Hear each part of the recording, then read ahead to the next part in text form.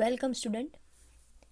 અગાઉના વિડીયો લેક્ચરમાં એટલે કે દિવાળી વેકેશન પહેલાં આપણે ફાઇનાન્સ એકાઉન્ટના વિડીયો લેક્ચરમાં યુનિટ નંબર 2 મૂડી માળખા વિશે ચર્ચા કરી રહ્યા હતા, જેમાં તમારે મુખ્ય 4 અભિગમ પ્રમાણે દાખલા છે ગણવાના આવતા હતા. એક હતું ચોખ્ખી આવક અભિગમ, બીજું હતું ચોખ્ખી કાર્યકારી આવક અભિગમ, ત્રીજું રૂઢિગત અભિગમ અને ચોથું અપ્રોચ એટલે કે અભિગમ અનુસાર. તો તેમાં આપણે લાસ્ટ લેક્ચરમાં રૂઢિગત અભિગમનો એક દાખલો, એક સમ છે આપણે જોયો હતો. આજે આપણે તેના જેવો જ રૂઢિગત અભિગમનો બીજો સમ છે એ જોવાના છીએ. તમારા મટીરિયલમાં દાખલા નંબર 8 છે એ આપણે આજે જોઈશું. તો દાખલા નંબર 8 છે, એમાં હું રકમ છે એ વાંચું છું. વિવેક લિમિટેડની ચોખ્ખી આવક રૂપિયા 3,15,000 અને કુલ મૂડીરોકાણ 15 લાખ છે. કંપનીનું છે એ કુલ મૂડીરોકાણ કેટલા રૂપિયા છે? 15 લાખ છે. ઇક્વિટી મૂડીકરણનો દર એટલે કે KE 12% છે, જ્યારે મૂડી માળખામાં કોઈ ડિબેન્ચર ન હોય. હવે મેં તમને કીધું હતું કે રૂઢિગત અભિગમ હોય તો રૂઢિગત અભિગમમાં તમને 3 વિકલ્પો આપેલા હશે. એ 3 વિકલ્પોના આધારે તમારે છે એ દરેક વિકલ્પની ગણતરી કરવાની રહેશે. અગાઉ આપણે આની જેવો રૂઢિગત અભિગમનો એક દાખલો છે એ જોઈ જ લીધો છે. આજે આપણે એવું જ બીજું એક્ઝામ્પલ છે એ જોવાના છીએ. તો વિવેક લિમિટેડનું જે પહેલું ઓપ્શન છે એમાં એવું છે કે જ્યારે કંપની કોઈ ડિબેન્ચર નથી બહાર પાડતી ત્યારે ઇક્વિટી મૂડીકરણનો દર છે 12% છે. પછી બીજો ઓપ્શન શું છે તો કે ભાઈ જ્યારે કંપની 9%ના 4 લાખના ડિબેન્ચર બહાર પાડે છે ત્યારે ઇક્વિટી મૂડીકરણનો દર 12.5 છે. એટલે કે કંપની છે એ પોતાના કુલ મૂડીરોકાણમાંથી 15 લાખ, એનું મૂડીરોકાણ કુલ છે 15 લાખ, એમાંથી 4 લાખના ડિબેન્ચર બહાર પાડે છે ત્યારે ઇક્વિટી મૂડીકરણનો દર 12.5% છે. અને ત્રીજું, જ્યારે કંપની 10%ના 7 લાખના ડિબેન્ચર બહાર પાડે છે ત્યારે ઇક્વિટી મૂડીકરણનો દર 14% છે. તો ત્રીજો ઓપ્શન એવો છે કે કંપની છે 10%ના 7 લાખના ડિબેન્ચર બહાર પાડે છે અને ત્યારે ઇક્વિટી મૂડીકરણનો દર 14% છે. તો તમારે શોધવાનું છે કંપનીનું મૂલ્ય અને સરેરાશ મૂડીકરણનો દર. એટલે કે તમને દરેક ઓપ્શનમાં ઇક્વિટી મૂડીકરણનો દર એટલે કે KE આપેલું છે અને તમારે શું ફાઇન્ડ આઉટ કરવાનું છે? KO એટલે કે સરેરાશ મૂડી પડતરનો દર. હવે આપણે જોઈએ આન્સર. તો તમારું કુલ મૂડીરોકાણ છે એ કેટલું છે? 15 લાખ રૂપિયા છે. સૌથી પહેલાં આપણે મૂડી માળખું છે એ સમજી લઈએ. શું કામ? તો કે ભાઈ કંપનીએ 3 વિકલ્પો આપ્યા છે એટલે સૌથી પહેલાં આપણે શું બનાવશું? મૂડી માળખું બનાવશું. તેમાં તમારે કેવી રીતે દોરવાનું? તો કે ભાઈ વિકલ્પ 1, વિકલ્પ 2 અને વિકલ્પ 3. વિકલ્પ 1 છે એમાં કંપની છે એ કોઈ પ્રકારના ડિબેન્ચર બહાર પાડતી નથી. પહેલો વિકલ્પ છે અહીંયા તમે જોયો છે કે કંપની પોતાના મૂડી માળખામાં કોઈ પ્રકારના ડિબેન્ચર બહાર પાડતી નથી ત્યારે ઇક્વિટી મૂડીકરણનો દર 12% છે. એટલે કે જુઓ, પહેલો વિકલ્પ છે એમાં ડિબેન્ચર નથી, કુલ મૂડીરોકાણ છે 15 લાખનું છે, બરાબર. એમાંથી બાદ કરવાના છે ડિબેન્ચર, પણ ડિબેન્ચર છે કંપની બહાર નથી પાડતી એટલે શૂન્ય આવશે. એટલે આપણે શું સમજવાનું? તો કે કંપની બધા ઇક્વિટી શેર જ બહાર પાડે છે પહેલા વિકલ્પમાં. એની પછીનો વિકલ્પ છે, અને જ્યારે પહેલો વિકલ્પ છે કંપની ડિબેન્ચર બહાર પાડતી નથી ત્યારે તમારા ઇક્વિટી મૂડીકરણનો દર છે 12%. એટલે કે અહીંયા છે ઇક્વિટી મૂડીકરણનો દર આવશે, કુલ મૂડીકરણનો દર નહીં. ઇક્વિટી,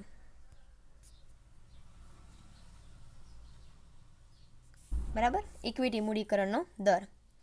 પછી વિકલ્પ નંબર 2, કંપની 4 લાખના 9%ના ડિબેન્ચર બહાર પાડે છે. તો કંપની જે બીજો વિકલ્પ છે આપણે એના ઉપર લખ્યું જ છે, વિકલ્પ નંબર 2, કંપની 4 લાખના 9%ના ડિબેન્ચર બહાર પાડે છે. એટલે કે કંપનીનું કુલ મૂડીરોકાણ છે 15 લાખ, એમાંથી બાદ કરવાના છે ડિબેન્ચર 4 લાખના. તો કંપની પાસે ઇક્વિટી શેર કેટલા રહેશે? તો કે ભાઈ 15 લાખમાંથી 4 લાખ બાદ થાય એટલે 11 લાખ છે ઇક્વિટી શેર મૂડી રહેશે. ત્યારે મૂડીકરણનો દર કેટલો છે? 12.5%.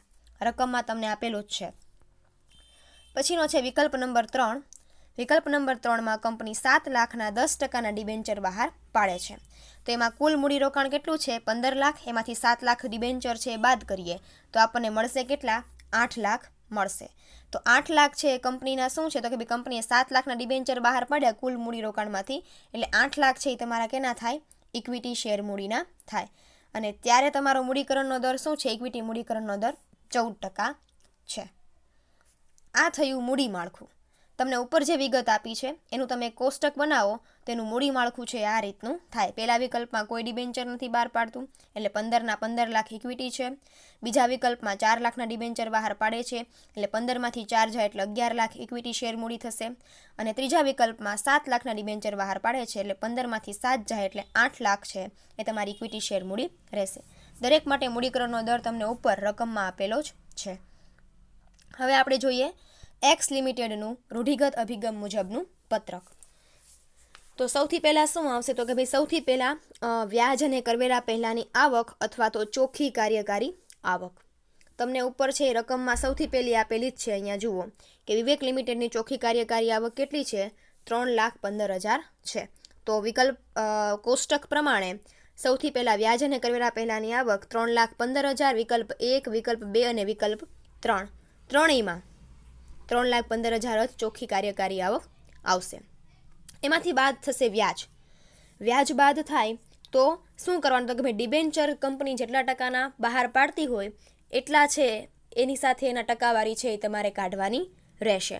તો વિકલ્પ નંબર 1માં આપણે ઉપર મૂડી માળખામાં જોયું કે કંપની કોઈ પણ પ્રકારના ડિબેન્ચર છે એ બહાર પાડતી નથી. તો કંપની કોઈ પણ પ્રકારના ડિબેન્ચર બહાર પાડતી નથી એટલે ત્યાં વ્યાજનો દર પણ બાદ થશે નહીં.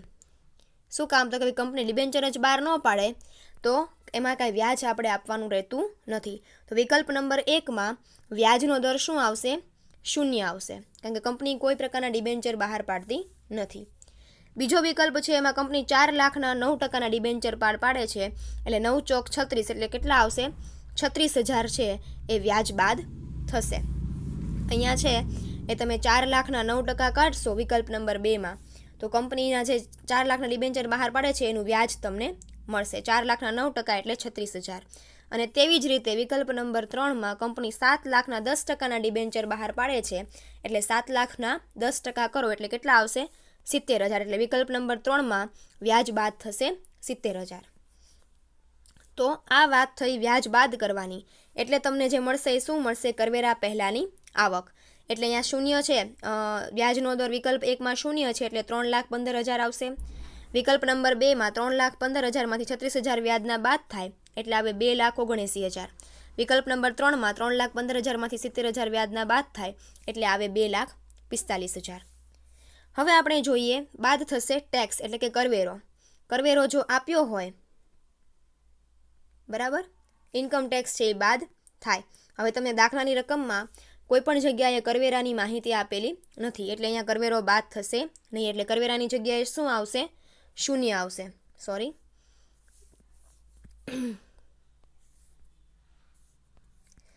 ટેક્સનો દર એટલે કે કરવેરાનો દર છે એ અહીંયા તમને આપેલો છે, પરંતુ કરવેરાના દર વિશે કોઈ માહિતી તમને આપી નથી એટલે ત્યાં 0 જ આવશે બધામાં. એટલે કરવેરા બાદની આવક પણ કેટલી આવશે? 3,15,000 as it is, 2,79,000 as it is અને 2,45,000 એઝ ઇટ ઇઝ. હવે બાદ ભાંગ્યા કરવાનો છે ઇક્વિટી મૂડીકરણનો દર એટલે કે કેઈ. હવે કેઈ તમને દરેક વિકલ્પમાં અલગ અલગ આપેલો છે. તો આપણે મૂડી માળખામાં લખ્યું છે કે વિકલ્પ 1માં 12% છે ઇક્વિટી મૂડીકરણનો દર, વિકલ્પ 2માં 12.5 છે અને વિકલ્પ 3માં 14% છે.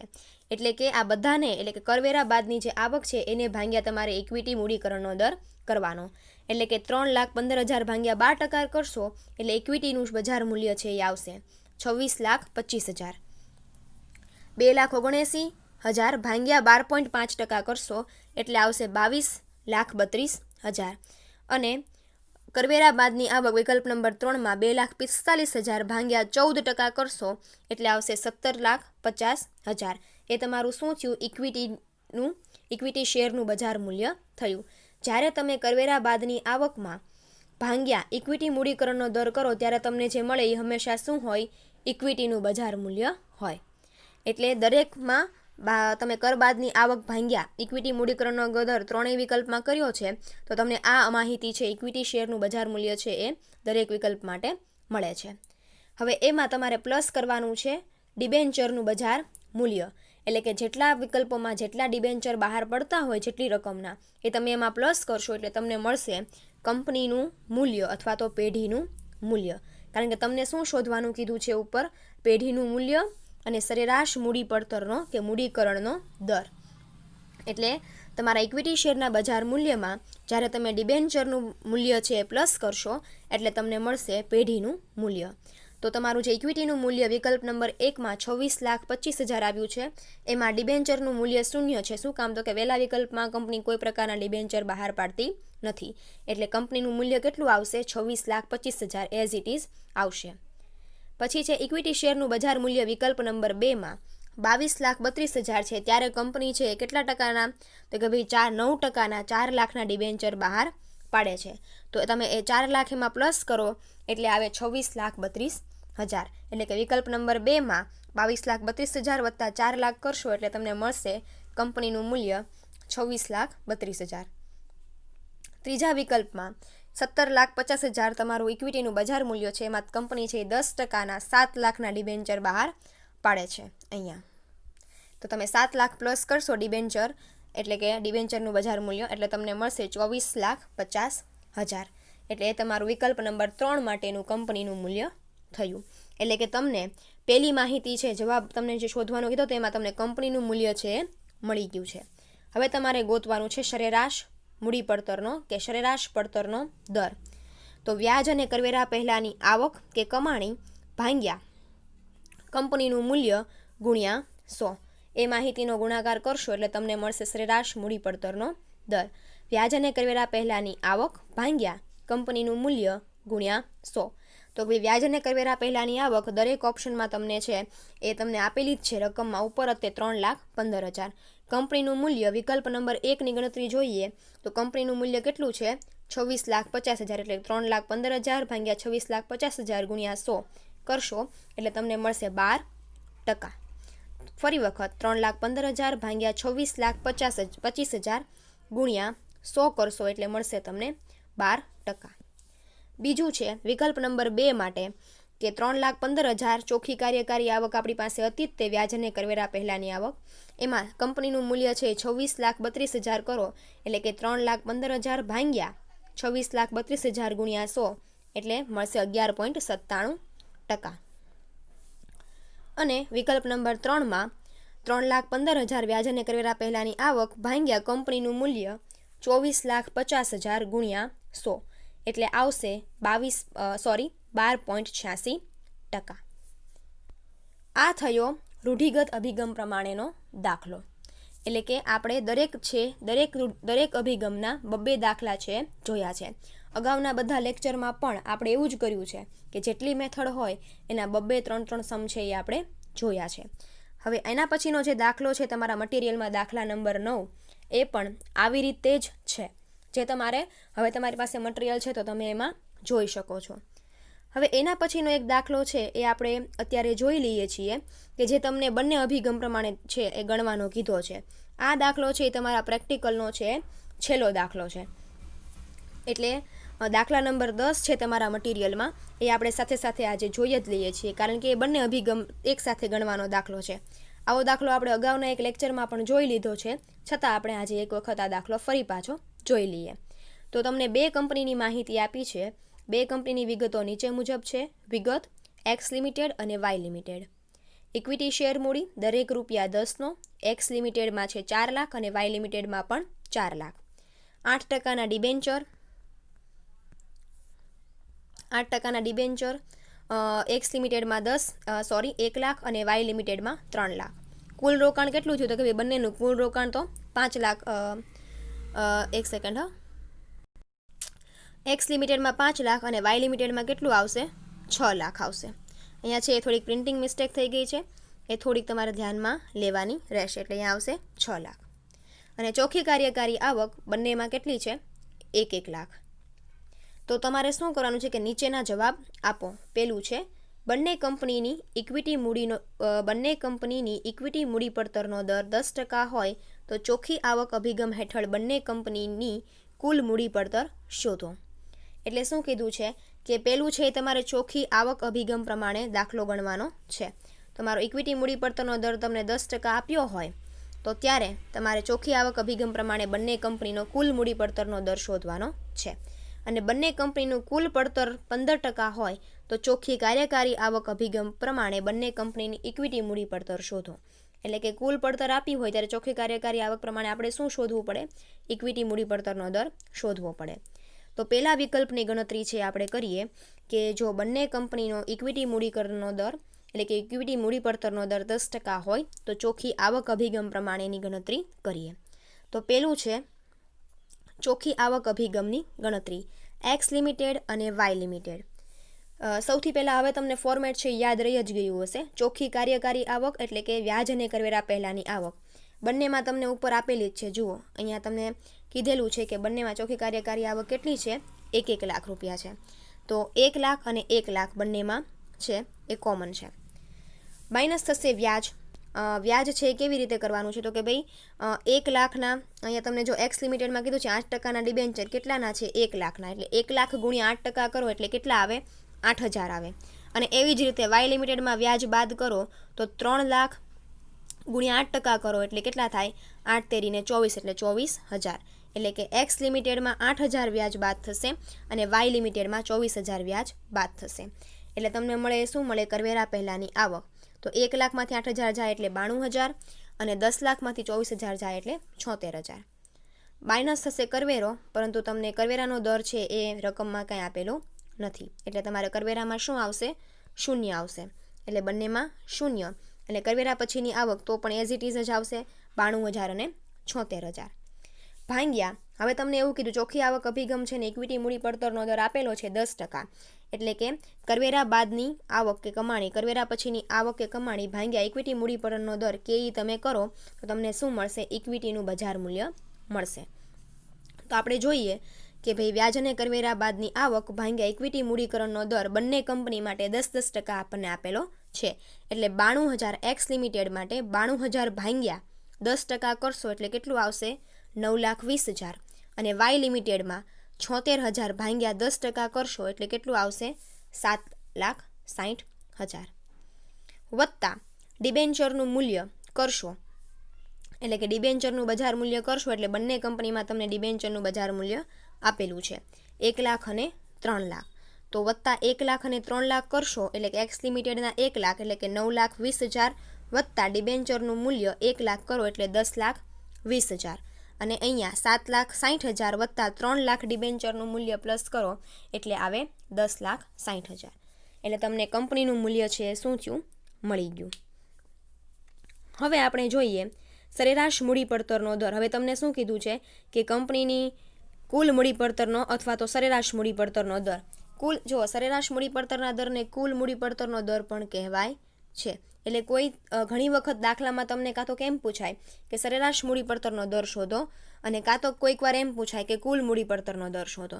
તો તમારે જે સૂત્ર છે એ તો કોમન જ રહેશે. તો હવે આપણે જોઈએ કે કરવેરા વ્યાજ અને કરવેરા પહેલાંની આવક સરેરાશ મૂડી પડતર કે કુલ મૂડી પડતરના દરનું સૂત્ર શું છે? કરવેરા કે વ્યાજ પહેલાંની આવક ભાંગ્યા કંપનીનું મૂલ્ય ગુણ્યા 100. તો આપણને બંને વર્ષ માટે બંને કંપની માટે કંપનીનું મૂલ્ય મળી ગયું છે. તો સૌથી પહેલાં આપણે જોઈએ એક્સ લિમિટેડ 1 લાખ ભાંગ્યા કંપનીનું મૂલ્ય આપણને એક્સ લિમિટેડમાં કેટલું મળ્યું? 10,20,000. એટલે કરવેરા પહેલાંની આવક 1 લાખ છે આપણને અહીંયા આપેલી જ છે રકમમાં. કાર્યકારી આવક 1 લાખ એટલે 1 લાખ ભાંગ્યા 10,20,000 ગુણ્યા 100 એટલે કેટલું આવે? 9.80% એક્સ લિમિટેડમાં. અને વાય લિમિટેડમાં અહીંયા તમને કંપનીનું મૂલ્ય શોધ્યું એટલે 10 લાખ ભાંગ્યા 10,60,000 1 લાખ ભાંગ્યા 10,60,000 ગુણ્યા 100 કરો એટલે તમને વાય લિમિટેડનું મળશે 9.43%. તો ચોખ્ખી આવક અભિગમ પ્રમાણે આપણને છે એ કંપનીનું મૂલ્ય અને સરેરાશ મૂલ્ય કે કુલ મૂડી પડતર કે કુલ પડતર છે મળી ગઈ છે. હવે આપણે બીજો વિકલ્પ જોઈએ કે બીજા વિકલ્પમાં આપણને શું કીધું છે? તો કે ભાઈ બંને કંપનીનો કુલ મૂડી પડતરનો દર એટલે કે કુલ પડતર 15% હોય તો ચોખ્ખી કાર્યકારી આવક પ્રમાણે ઇક્વિટી મૂડી પડતરનો દર શોધો. એટલે અહીંયા તમને કુલ પડતર આપી દીધી છે અને તમારે શું શોધવાનું છે? ઇક્વિટી મૂડી પડતરનો દર શોધવાનો છે. ચોખ્ખી આવક અભિગમમાં શું હોય? ઇક્વિટી મૂડી પડતરનો દર આપેલો હોય અને તમારે શોધવાનો હોય કુલ મૂડી પડતરનો દર. અને ચોખ્ખી કાર્યકારી આવકમાં કુલ પડતરનો દર આપેલો હોય અને શોધવાનો હોય ઇક્વિટી પડતરનો દર. તો હવે ચોખ્ખી કાર્યકારી આવક અભિગમ પ્રમાણે એનું સૂત્ર એનું ફોર્મેટ પ્રમાણે આપણે ગણતરી કરતા જઈએ. તો તો ચોખ્ખી કાર્યકારી આવક એટલે કે વ્યાજ અને કરવેરા પહેલાંની કમાણી, એક્સ લિમિટેડ અને વાય લિમિટેડ બંનેમાં 10-10 લાખ, વ્યાજ બંનેમાં એઝ ઇટ ઇઝ ઉપર જે પ્રમાણે બાદ થયું હતું 8,000 અને 24,000, એ જ રીતે 1 લાખ એક્સ લિમિટેડમાં 1 લાખના 8% અને વાય લિમિટેડમાં 3 લાખના 8%. એટલે કરવેરા બાદની આવક કેટલી આવશે? એક્સ લિમિટેડમાં 1 લાખમાંથી 8,000 બાદ કરો એટલે 92,000 અને વાય લિમિટેડમાં 1 લાખમાંથી 24,000 બાદ કરો એટલે 76,000. બાદ થશે કરવેરાનો દર તમને આપેલો નથી એટલે કરવેરા બાદની આવક પણ તમારી છે એઝ ઇટ ઇઝ એમનામ જ આવશે. હવે અહીંયા તમને ભાંગ્યા આપેલો છે કુલ મૂડી પડતરનો દર, એટલે તમારે અહીંયા શું કરવાનું? ભાંગ્યા કુલ મૂડી પડતરનો દર બંને કંપનીમાં 15%. હવે જ્યારે તમને કુલ મૂડી પડતરનો દર આપેલો હોય ત્યારે તમને મળશે શું મળશે? ડાયરેક્ટ મળશે કંપનીનું મૂલ્ય. ઇક્વિટી મૂડી પડતરનો દર આપ્યો હોય તો ઇક્વિટીનું બજાર મૂલ્ય મળે, કુલ મૂડી પડતરનો દર આપ્યો હોય તો કંપનીનું મૂલ્ય મળે. એટલે 92,000 ભાગ્યા 15% કરશો એટલે મળશે 6,13,333 એક્સ લિમિટેડ માટે કંપનીનું મૂલ્ય, અને વાય લિમિટેડ માટે 76,000 ભાગ્યા 15% કરશો એટલે મળશે 5,06,667. એમાંથી તમે બાદ કરશો એટલે તમને મળશે. હવે અહીંયા તમારે બાદ કરવાનું છે, શું કામ? તો કે ભાઈ તમારે શોધવાનું શું છે? ઇક્વિટી મૂડી પડતરનો દર શોધવાનો છે. તો એ માટે તમારી પાસે ઇક્વિટી શેરનું બજાર મૂલ્ય હોવું જરૂરી છે. એટલા માટે કંપનીના કુલ મૂલ્યમાંથી ડિબેન્ચરનું મૂલ્ય છે, બજાર મૂલ્ય છે, એ તમારે બાદ કરવું પડે. એટલે કે 6,13,333માંથી એક્સ લિમિટેડ માટે 1 લાખના ડિબેન્ચર જે કંપની બહાર પાડે છે એ બાદ કરો તો તમને એક્સ લિમિટેડ માટેનું મળશે ઇક્વિટી શેરનું બજાર મૂલ્ય 5,13,333. એવી જ રીતે વાય લિમિટેડમાં કંપનીનું જે કુલ મૂલ્ય છે એમાંથી તમે ડિબેન્ચરનું મૂલ્ય 3 લાખ બાદ કરશો એટલે તમને મળશે 2,06,667. વાય લિમિટેડ માટેનું ઇક્વિટી શેરનું બજાર મૂલ્ય. હવે ઇક્વિટી મૂડી પડતરનો દર શોધવો હોય તો ઇક્વિટી મૂડીકરણ કે ઇક્વિટી મૂડી પડતરના દર શોધવાનું સૂત્ર શું છે?